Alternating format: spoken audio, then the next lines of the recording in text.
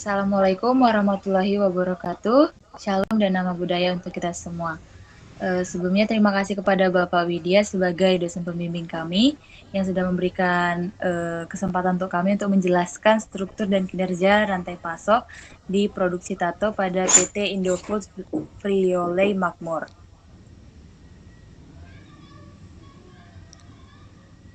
Baik, adapun anggota kelompok dari kelompok 3, yang pertama ada Riri Noviana dengan NIM akhir 03, ada Inyoman Cimpo Garjita dengan NIM akhir 042, ada saya sendiri, Hana Maria Angela Silaban dengan NIM akhir 17, dan ada Bagus Prasetyo dengan NIM akhir 044. Baik, jadi dari perusahaan yang kami analisis, yang pertama ada PT Indofood Frioteli Makmur, di mana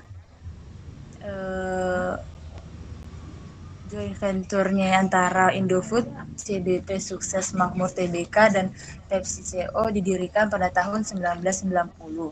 Lalu ada produk utama Citato, Lay's, Kitela, Cheetos, dan Doritos. Dengan lokasi pabrik utama ada di Cikarang, Jawa Barat, dan pasarnya itu pada nasional dan ekspor ke beberapa negara Asia.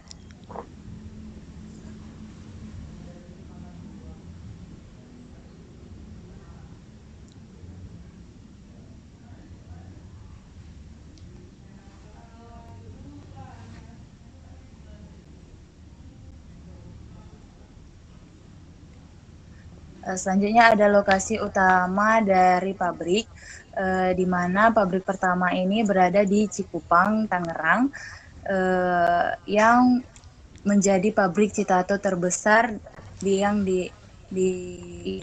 diarahkan pada tahun 2013.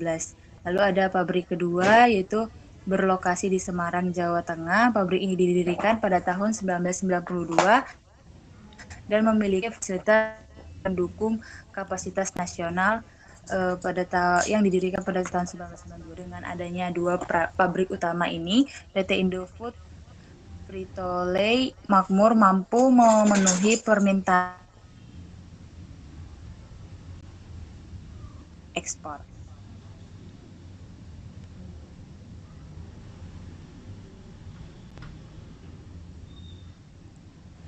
Baik, untuk selanjutnya saya berikan kepada teman saya, Ririn, untuk menjelaskan bagian rantai pasok. Terima kasih.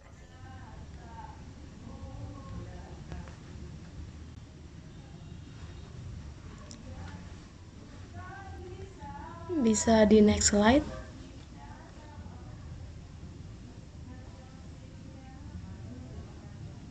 Sepertinya nge-lag, Han. Oke, baik, sudah. Nah, sebelum ke materi selanjutnya, perlu kita ketahui bahwa rantai pasok adalah seluruh jaringan organisasi yang terlibat dalam proses produksi, distribusi, dan pengiriman produk ke konsumen akhir.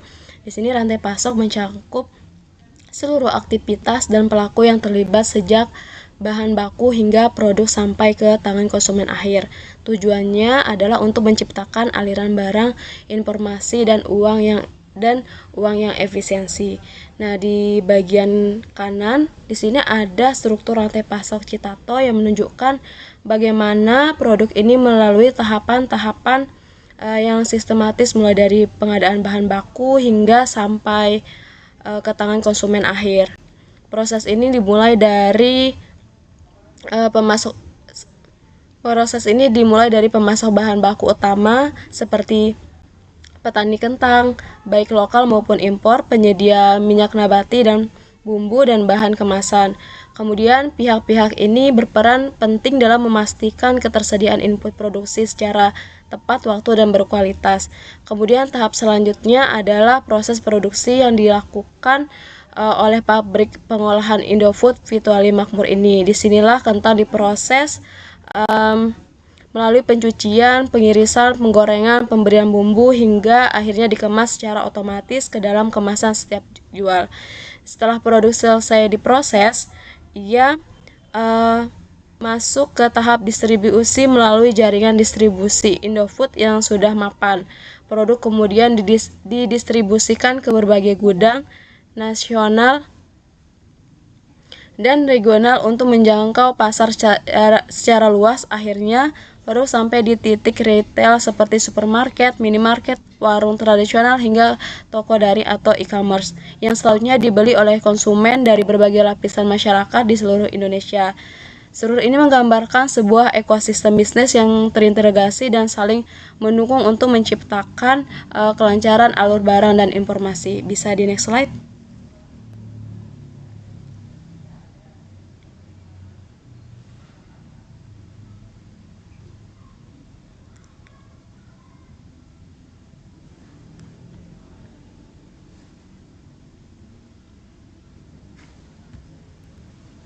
Bisa di next slide, Hana?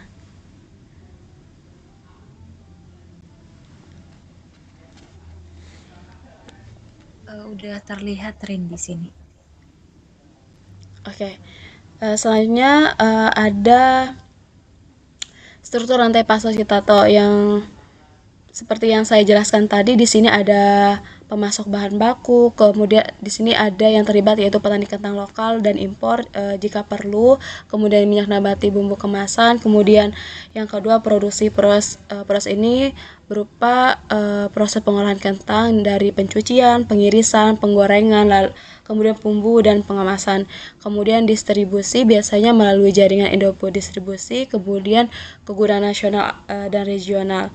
Dan terakhir adalah ke konsumen, seperti ke supermarket, minimarket, warung, atau e-commerce lainnya, dan ke konsumen di seluruh Indonesia.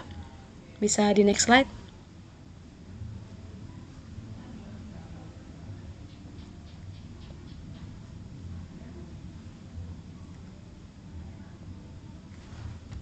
Nah, di sini ada diagram atau alur rantai pasok produk Citato, dimulai dari petani kentang, kemudian pabrik pengolahannya, kemudian gudang distribusi nasional, kemudian dan selanjutnya ke retailer seperti Alfamart, Indomaret dan sebagainya, dan ke konsumen akhir.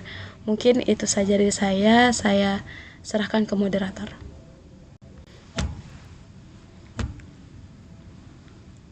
Baik, terima kasih Ririn atas pemaparan materinya. Selanjutnya kami berikan kepada teman kami Jimpo untuk menjelaskan materi selanjutnya.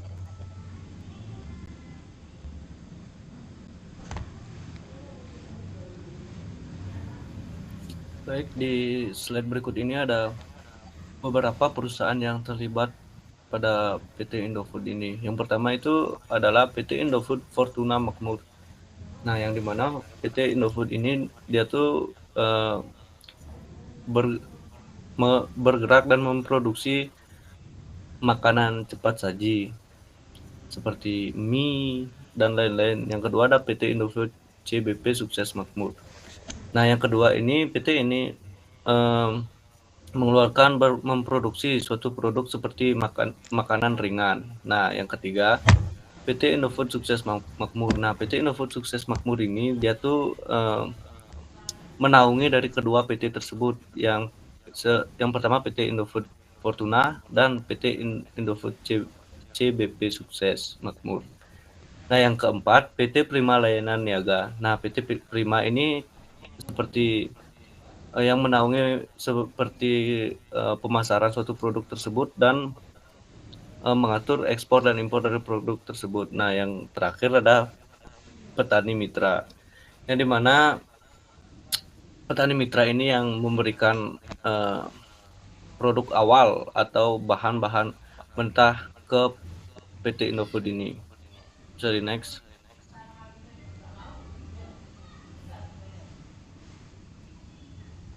Nah, di sini ada berikutnya. Ada beberapa kinerja rantai pasok yang membuat PT tersebut lebih efisien. Yang pertama, automatisasi produk yang dimana menggunakan teknologi modern dalam pengolahan dan pengemasan suatu produk. Yang kedua, just in time, yang dimana meminimalkan stok yang berlebihan. Nah, yang nantinya jika stok itu dibuat terlalu berlebihan, yang ditakutkan suatu produk itu bisa kadaluarsa atau seperti cacat produk tidak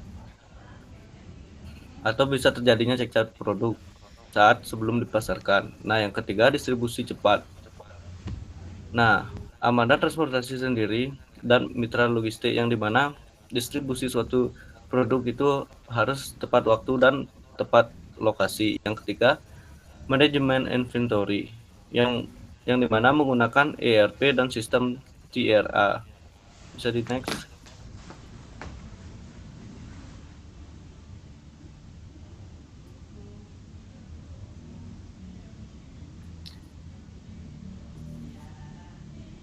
Nah, di slide selanjutnya PT Indofood ini memiliki beberapa standar, seperti yang pertama standar mutu global yang menggunakan FSSC 22000 dan ISO 9001.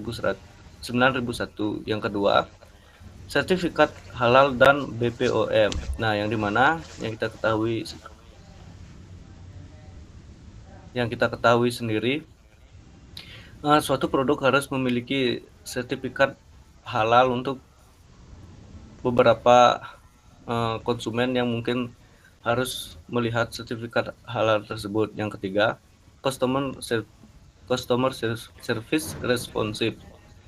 Nah, keluhan konsumen diproses secara cepat. Nah, yang dimana customer service ini harus bisa menanggulangi atau melakukan penanggulangan terhadap keluhan-keluhan konsumen agar nantinya konsumen dapat kepuasan tersendiri. Yang terakhir, inovasi produk. Nah, inovasi produk ini juga perlu dikembangkan oleh suatu perusahaan Indofood ini, yang nantinya seiring berjalannya zaman harus memiliki desain yang lebih menarik untuk menarik pelanggan. Ya, mungkin itu saja yang dapat saya sampaikan. Untuk slide berikutnya mungkin dijelaskan oleh teman saya. Baik, terima kasih Cimpo atas penjelasannya. Selanjutnya kami berikan waktu dan tempat kepada Bagus untuk menjelaskan materi tentang tantangan rantai pasok. Baik, di sini saya akan menjelaskan tentang tantangan rantai pasok, yaitu ada 5. Yang pertama ada ketersediaan kentang berkualitas tinggi, yang dimana menjamin pasokan kentang dengan mutu yang konsisten dan sesuai standar menjadi tantangan utama. Kualitas kentang sangat dipengaruhi oleh varietas, teknik budidaya, dan penanganan pasca panen. Nah, yang kedua itu ada ketergantungan cuaca dan fluktuasi hasil panen, yang dimana produksi kentang sangat berpengaruh pada kondisi cuaca yang sangat tidak menentu seperti curah hujan dan suhu. Nah, perubahan iklim menyebabkan hasil panen menjadi tidak stabil dan sulit diprediksi. Yang ketiga itu ada biaya logistik yang fluktuatif, yang dimana biaya pengangkutan dan penyimpanan kentang dapat berubah-ubah sesuai dengan kondisi pasar dan faktor eksternal, sehingga mempengaruhi harga akhir produk. Nah, yang keempat ada kenaikan harga bahan bakar dan biaya pengiriman. Nah, kenaikan harga dan biaya pengiriman sangat berdampak terhadap biaya distribusi tentang ke berbagai daerah. Nah, yang terakhir ada kompleksitas distribusi ke wilayah terpencil di Indonesia, di mana infrastruktur di Indonesia belum merata dan medannya sulit di wilayah terpencil, menyulitkan distribusi kentang secara efisien dan tepat waktu, sehingga menimbulkan risiko kerusakan dan kehilangan produk. Bisa di next.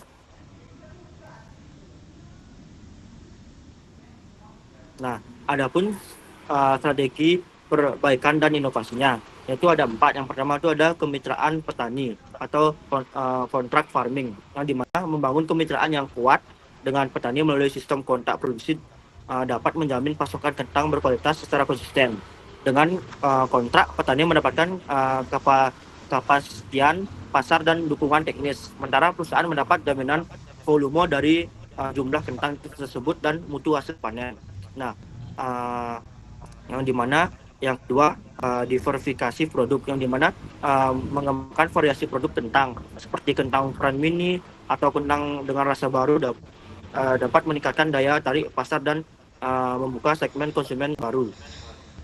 Nah, yang ketiga ada green supply chain, yang dimana menerapkan konsep rantai pasar hijau dengan fokus pada efisiensi energi dan pengurangan limbah di seluruh proses produksi dan distribusi. Hal ini tidak hanya menekan biaya operasional, tetapi juga mendukung keberlanjutan lingkungan dan citra perusahaan.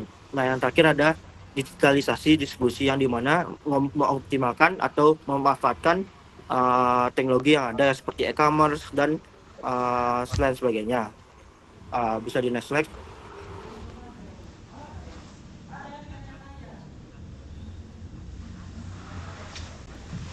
Nah, yang terakhir adalah kesimpulan. Rantai pasok Stato melibatkan jaringan kompleks dari pemasukan bahan baku seperti petani kentang, produsen di PT Indofood Victolai Makmur, hingga distributor, retailer, dan konsumen akhir. Perusahaan berupaya mencapai efisiensi operasional melalui optimalisasi produksi, just in time atau JIT, distribusi cepat, dan manajemen inventory dengan ERP. Kualitas dan representativitas dijaga melalui standar mutu global, yaitu FSSC 22000 dan ISO 9001, dan sertifikat halal dan BPOM. Layanan pelangganan yang responsif dan inovasi produk. Nah, tantangan utama meliputi persediaan kentang berkualitas tinggi yang bergantung pada cuaca, fluktuatif biaya logistik, dan kompleksitas distribusi di Indonesia. Dan untuk mengatasi ini, strategi perbaikan dan inovasi mencakup kemitraan petani atau contract farming, diversifikasi produk, penerapan green supply chain untuk efisiensi energi dan pengurangan limbah, serta digitalisasi distribusi melalui e-commerce dan otomatisasi gudang. Sekian dari saya kembalikan ke moderator.